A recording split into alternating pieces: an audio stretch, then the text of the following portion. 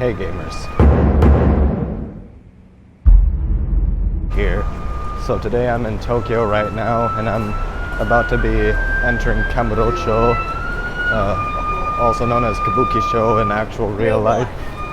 I'll just kind of be giving like the Yakuza fan tour. Alright, so we're right here outside of Tenkachi Street and there's the gate. Now this area is normally inaccessible in all the games. And honestly, it feels weird seeing everything from like this perspective, you know? This is something that you'd like never see in the games. I'm gonna cross the street. This is the POV that you're never able to see. It's time to enter Kabukicho.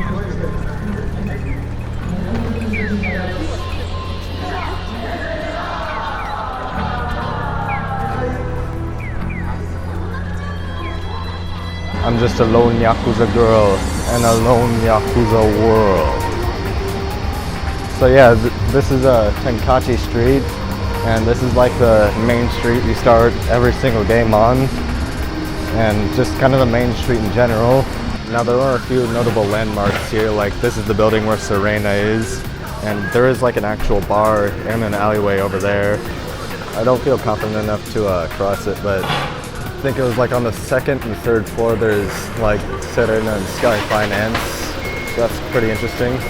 Oh yeah, and like a Dragon 8 Infinite Wealth trailer, there's like a VTuber. They got those here too. I think one thing I remember is there's always like a takoyaki place here. Looks like it's actually a yakitori place in real life, but I just thought that was kind of interesting. And then right across from it is the beef bowl place. I think it's been like every single game it's consistently been the beef bowl place. And as we're leaving Tenkachi Street, we come upon Millennium Tower. Except Godzilla's taken over it. Hey, you hungry home invader, stop raiding our refrigerator! And then here's that one street that I always forget the name of, but it's like really useful.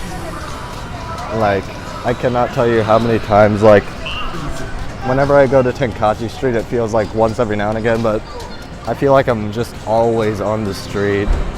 And then I think over there is the karaoke place. Like that's actually where it is in Yakuza 6. And then over here we got Don Quixote, the iconic shop. It's selling lots of Halloween stuff right now, but just generally Don Quixote is like a really amazing store. Like they just kind of have everything. Oh yeah, also the subway tunnels and everything, they're pretty much like a more cleaned up, less grimy version of how they were in Yakuza 4. Yeah, I remember down here, this is where like you take Seijima's sister on like a date with Akiyama and stuff. And there is lots of like women's clothing stores here, so I can see why the game devs made that like the specific thing you go down here for. Alright, here we have Pink Street, otherwise known as the only place with karaoke in Yakuza 0. I remember when I was playing 0, like, that was pretty much the only reason I ever went to Pink Street was for karaoke. I think Yakuza 5, there was like, Haruka had like a hideout here or something, but you know, that's the main thing I remember this street for, is mainly just it had karaoke in Yakuza 0. I think I actually walked up here and found like a real karaoke bar, so I'll see if I can show you guys that. I'm sorry gamers, I couldn't find the karaoke bar. It said Baka Be Bye, but there is like a medieval castle coming up ahead. What was Majima Construction thinking? God motherfucking damn! Unfortunately, I must inform you guys that there is no like huge park or huge apartment building there. Very sad. There was that medieval building though, so that makes up for it. Here's where that one like car park type thing was with Millennium Tower. You can definitely see where they got their inspiration for that. Alright, so I'm not really near the hotel district, but I did just kind of notice that looks a lot like the disco place. Amongi. And then over here you have Theater Square.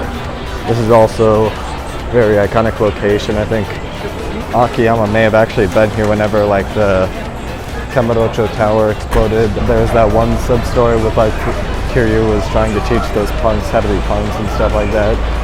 just like a really cool location in general. There is like a huge homeless problem here, but you know, it's still kind of chill.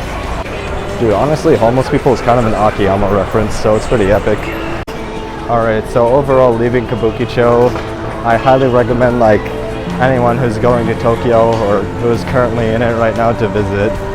It's honestly like a really weird feeling just stepping into like a video game world.